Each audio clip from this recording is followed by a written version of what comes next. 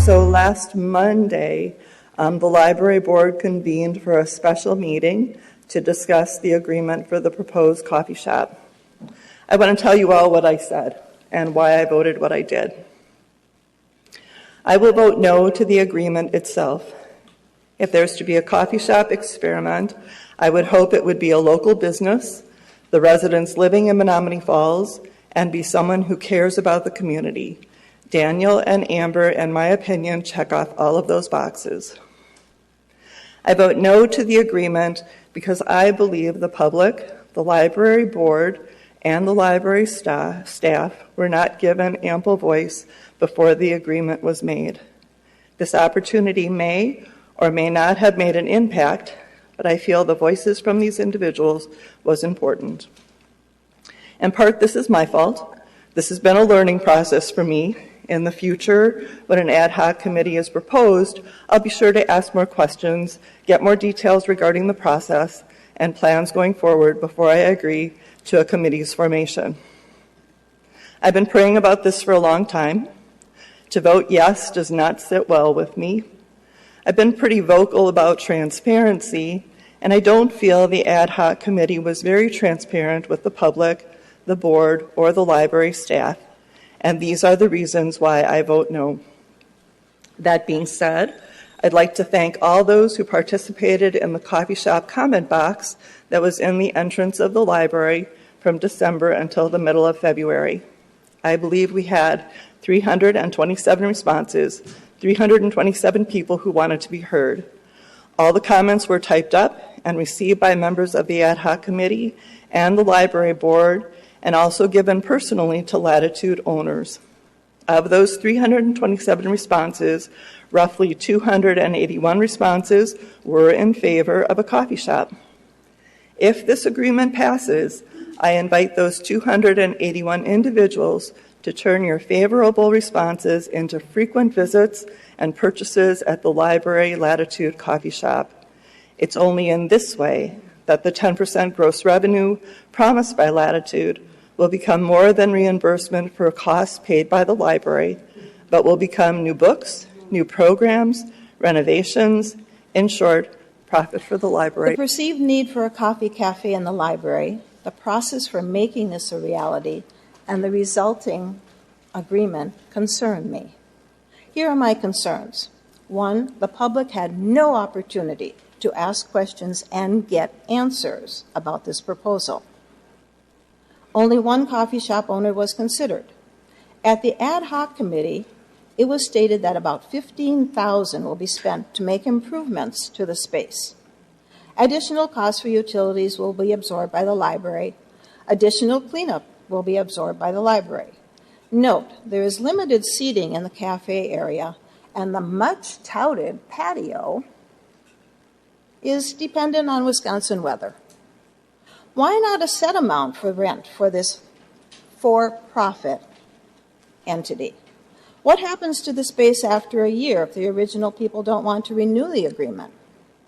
A library board member said that they would like to get a cup of coffee when they bring their children to the library. They did not indicate that they would make a special trip to the library to get said cup of coffee. And I think that this is true of most residents. Perhaps a coffee vending machine would suffice.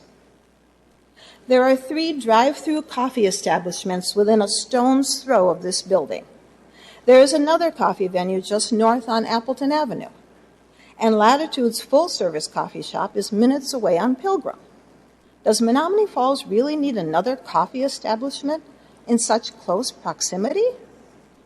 As a fiscally responsible body, this board needs to look carefully at this agreement. Looks like a nice deal for the shop owners, not so much for the library or the residents of Menomonee Falls. Instead of a set amount for rental, 10% of the gross is being assessed the coffee shop for its use of the space. This would then go into the library coffers. But what about the initial $15,000 or above? Is that being considered at all? Here is something for you to ponder.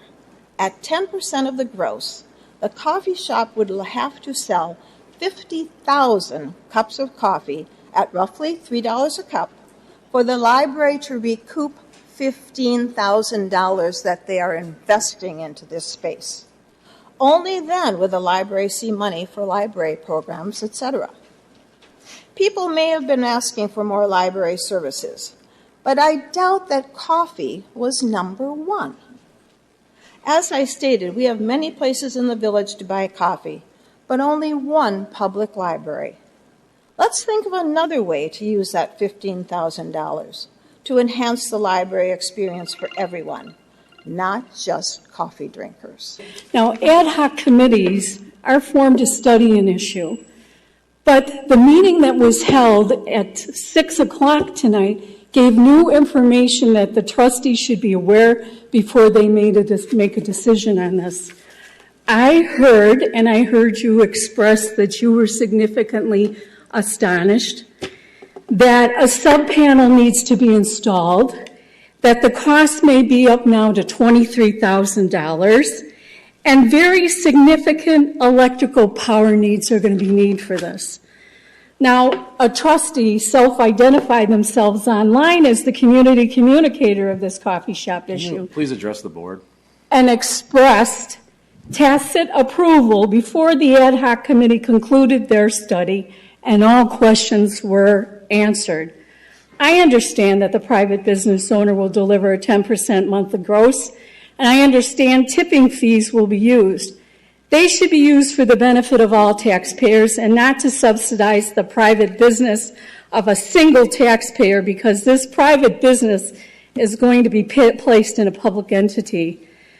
The assumption on the owner's part, and I did watch the video, was that the library should be driving his business. It should be written into the library board policy that the library employees should be working at the discretion to find and get materials for reading purposes only, not driving this business. I expect my village to operate with transparency.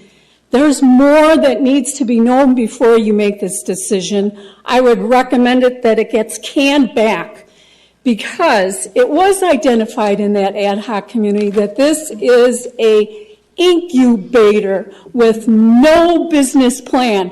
And that should raise a red flag to every one of the trustees. You know, I am, or was, a patron of Latitudes. I supported his business up there on Pilgrim.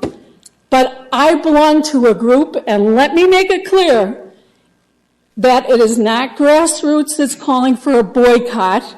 It is not the Friends of the Library, and it's not the members of the Historical Society. I'm going to hit him in the pocket where he's hitting in mine. Send this back and don't act on it. Thank you.